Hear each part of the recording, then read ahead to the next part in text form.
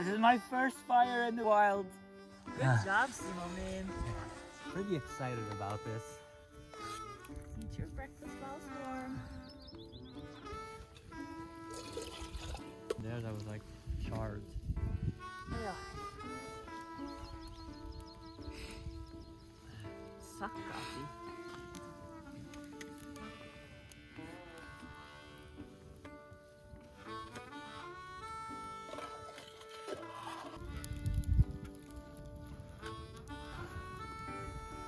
Cheerio.